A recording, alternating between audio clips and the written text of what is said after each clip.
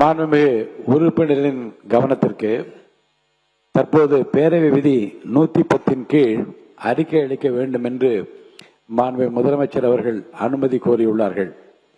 மாண்புமிகு முதலமைச்சர் அவர்கள் அறிக்கை அளித்த பின்னர் மானிய கோரிக்கைகள் மீதான விவாதம் தொடரும். பேரவை விதி 110 கீழ் அறிக்கை அளிக்க மாண்புமிகு முதலமைச்சர் அவர்களுக்கு அனுமதி அளிக்கப்படுகிறது. மாண்புமிகு முதலமைச்சர் அவர்கள்.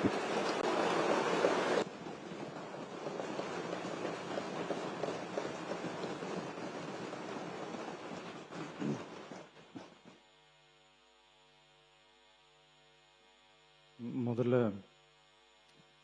உங்க தலைவரோட பேரை மென்ஷன் பண்ணி பேசுனது தவறுதான். அவர் சார்பா நான் சாரி கேட்டேன்.